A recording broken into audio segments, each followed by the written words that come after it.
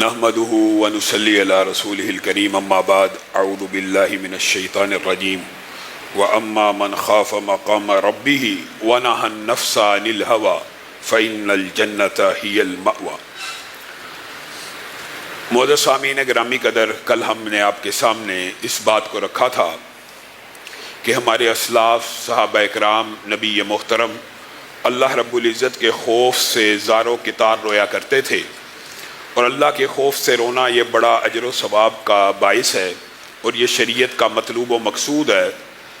صحابہ بیان کرتے ہیں کہ نبی کریم صلی اللہ علیہ وسلم جن کی اگلی پچھلی خطاؤں کو اللہ رب العزت نے معاف کر دیا ہوا ہے، جو خطا معصوم عن الخطا اگر حقیقی معنوں میں ہیں تو وہی ہیں کہ اللہ کا چیک اینڈ بیلنس ان کے اوپر اس قدر زیادہ ہے کہ گناہ کرنے کی تو نوبت ہی نہیں آتی، ذرا برابر بھی غیر پسندیدہ کوئی بات ہو، حتیٰ کہ ماتھے کے اوپر ایک بل بھی ہو تو اللہ رب العزت اصلاح فرما دیتے ہیں۔ عبس وتولی، وہ نبی جس کی اگلی پچھلی خطاؤں کو معاف کر دیا گیا، جس نے قیامت کے دن شفاعت کرنی ہے، جس کے کہنے پہ حساب کتاب شروع ہونا ہے، جو سید ولد آدم ہیں، جو سید الانبیاء ہیں۔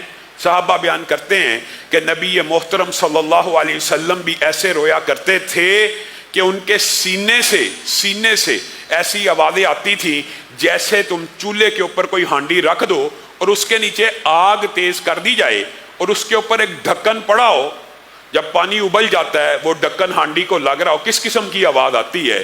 تو اتنی زور سے نبی محترم کے سینہ مبارک سے بھی رونے کی وجہ سے آواز آتی تھی۔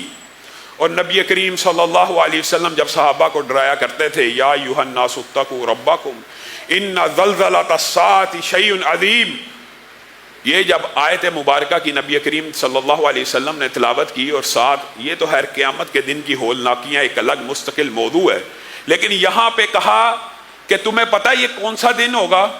صحابہ نے کہا کون سا دن ہوگا؟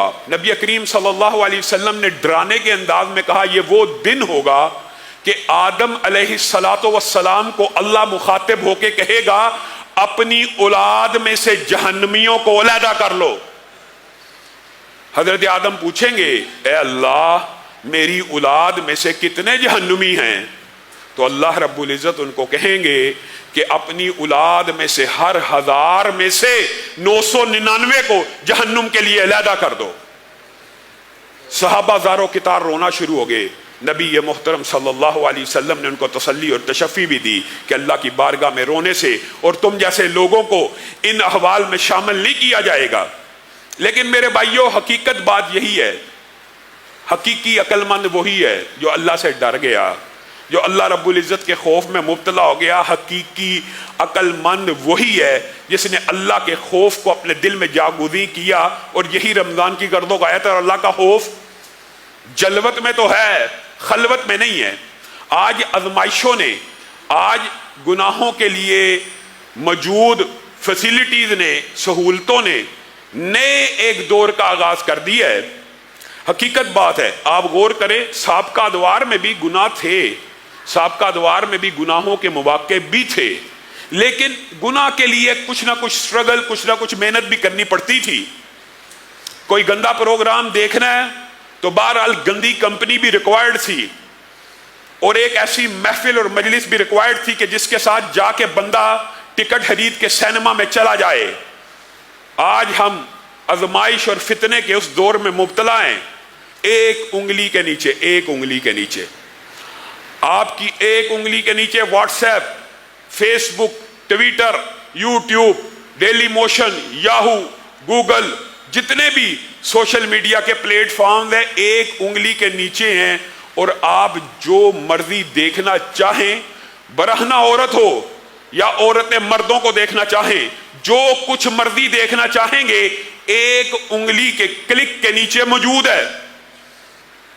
گویا یہ بھی آزمائش کا اور فتنے کا ایک نیا باب شروع ہو چکا ہے، اور یہ بات بھی ہمیں سمجھنی چاہیے۔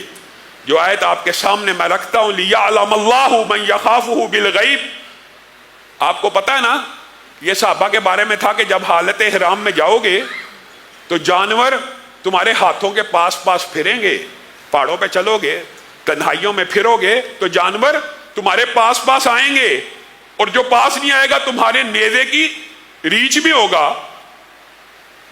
اب بتائیے، تطبیق کیجئے، گویا اللہ رب العزت ان صحابہ کو بھی کہہ رہا ہے کہ تمہارے لیے تنہائیوں میں گناہوں کو آسان کر دیا جائے گا. حالت احرام میں شکار من ہے. کیسا امن پسند بات آئی ہے. ضمنی طور پہ مذہب ہے کہ جس مذہب میں 2 کفن جیسی چادریں پہن کے اللہ کے لیے جانور اور پرندوں کو بھی مارنا حرام ہے، کیا وہ مذہب کسی بے گناہ انسان کو مارنے کی اجازت دے سکتا ہے؟ خواہ پروپیگنڈا ہے. یعنی تنہائی کے اندر صحابہ کو کہا گیا گناہوں کو یہ بات آسان کر دی جائے گی. اور آج کے دور میں تطبیق کیجئے. حقیقی بات یہ ہے، جو بندہ آج بھی حیا رکھتا ہے، اللہ کے فضل سے ہم سب مسلمان ہیں. آپ نے دیکھا ہوگا ہماری کفیات خلوت میں مختلف ہیں اور جلوت میں مختلف ہیں. لوگوں کے سامنے ہم حاجی ہیں، نمازی ہیں، مولوی ہیں، علامہ ہیں، مفتی ہیں. لوگوں کے سامنے نمازی ہیں، لوگوں کو میری کرپشن کا پتہ نہ چل جائے، لوگوں کو میری بے حیائی کا پتہ نہ لگ جائے، لوگوں کو میری بد عملی کا پتہ نہ لگ جائے. یستخفون من الناس ولا یستخفون من اللہ وہو معہم. یہ خلوت کے جو گناہ ہیں محدثین اور مفسرین نے لکھ دیا ہے. تنہائی کا گناہ اتنا بدترین گناہ، اتنا بدترین گناہ ہے کہ انسان کے دل سے ایمان کو صفا چٹ کر دیتا ہے اور انسان منافقوں میں شمار ہو جاتا ہے. لوگوں کے سامنے اور زندگی، تنہائی میں اور زندگی، اور لوگوں سے ڈرتے اور اللہ سے نہیں ڈرتے. اللہ نے منافقوں کے بارے میں یہ بات قرآن پاک میں کہا ہے. لوگوں کا خوف ہے، لوگوں کے سامنے اچھا بننا اچھا لگتا ہے، لوگوں کا بڑا خوف ہے. اور یہ شرم ہوتی ہے لوگوں کی، ہونی بھی چاہیے. معاشرتی اخلاق اور اقدار اور یہی بات کا تقاضا ہے. لیکن اس اخلاق کا تقاضا یہ ہے، اگر اللہ کی مخلوق سے ڈرتے ہو اس کے سامنے کہ ان کو ہمارا پتہ چل جائے گا، تو جب تم تنہا ہوتے ہو تم یہ گمان کرتے ہو تمہارا رب تمہیں دیکھ نہیں رہا یا تمہارے ساتھ نہیں ہے. اس سے کیوں نہیں ڈرتے؟ حقیقت میں تو اس سے ڈرنا چاہیے. ان تعبد اللہ کانک تراہ. اسلام کا مقصود اور مطلوب یہ ہے. احسان کیا ہے؟ حدیث جبریل بھی آپ سب نے سنا ہے، پڑھا ہے. احسان کیا ہے؟ احسان سے مراد یہ ہے، مطلوب ہے مومن کی، بندہ مومن سے جو مطلوب ہے، اللہ کو کیا مطلوب ہے؟ ان تعبد اللہ کانک تراہ. اللہ کی ایسی عبادت کرو، کیسی؟ جیسے رب کو دیکھ رہے ہو. فَإِن لَمْ تَكُنْ تَرَاهُ فَإِنَّهُ يَرَاكَ. اے بندہ مومن، اگر تیرے دل میں یہ خشوع و خضوع کی کیفیت پیدا نہیں ہوتی کہ تو اللہ کو دیکھ رہا ہے، یہ کیفیت پیدا نہیں ہو رہی، تو کم از کم یہ تو مان لے، یہ تو جان لے کہ وہ تو تجھے دیکھ رہا ہے. اس سے کیسے بچو گے؟ ان الذین یخشون ربهم بالغیب لہم مغفرۃ واجر کبیر. اور یہ بات بھی یاد رکھیے، تنہائی کے اندر انسان یوٹیوب پہ بیٹھا ہے، کئی مرتبہ ایسے پیج آٹومیٹک کھل جاتے ہیں، کئی مرتبہ ایسی فحش تصویریں آٹومیٹک آ جاتی ہیں. پھر ان کے اوپر نظر نہیں جمانی. پھر اگر ان کو کلوز کرو گے، ان کو بند کرو گے، بار بار اللہ کے خوف کی وجہ سے یہ ادراک اور شعور رکھتے ہوئے کہ ہمارا رب ہمارے ساتھ ہے، دیکھ رہا ہے، نوٹ کر رہا ہے. ان الذین یخشون ربهم بالغیب لہم مغفرۃ واجر کبیر. پھر ایسے ہی بندوں کے لیے اللہ تعالیٰ نے مغفرت بھی رکھی ہے اور اجر کبیر بھی رکھا ہے. جو اللہ سے غیب میں ڈرتے ہیں، بن دیکھے رب سے ڈرتے ہیں، اپنی تنہائیوں میں موقع بھی مل جائے بند کر دیا، کلوز کر دیا. بار بار جو یہ عمل کرتا ہے، وَمَن يَتَّقِ اللَّهَ يُكَفِّرْ عَنْهُ سَيِّئَاتِهِ وَيُعْظِمْ لَهُ أَجْرًا. جو اللہ سے ڈر جاتا ہے، اللہ تعالیٰ اس کے سارے گناہوں کو معاف کر دیتے ہیں، سارے کے سارے گناہوں کو معاف کر دیتے ہیں، اور ان کے لیے بہترین اجر ہے. اور یہی صورت ملک میں ہے کہ ان کے لیے بہت بڑا اجر اللہ رب العزت نے تیار کیا. کن لوگوں کے لیے؟ حقیقت یہ ہے، اگر ہماری خلوت ہماری جلوت کی طرح پکیدہ ہو جائے، اللہ کی قسم تب ہم ولی اللہ کہلانے کے حقدار ہیں. اور دھرتی کے اوپر ولی اللہ صرف وہی ہے جس کی تنہائیاں پاک ہیں.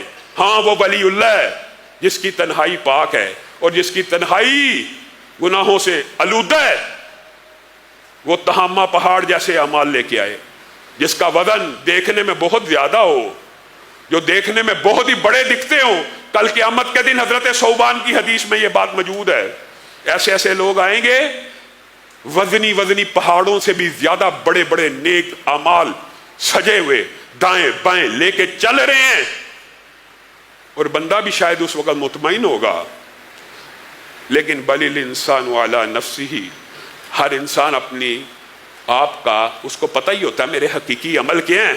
بظاہر تو بہت نیک اعمال ہیں، جب نامہ اعمال میں ان تہامہ پہاڑ جتنی نیکیوں کو ڈالا جائے گا، وزن زیرو، وزن ہی نہیں، اتنی بڑی نیکی وزن نہیں ہے۔ وجہ یہ ہے کہ تنہائی میں گناہ کر کے ایمان کی چادر دل سے نکل ہی گئی، بندہ ہی منافق ہو گیا، اس کے نامہ اعمال کے اندر نیکیوں کو کیسے تولا جائے گا؟ نہیں تولا جائے گا۔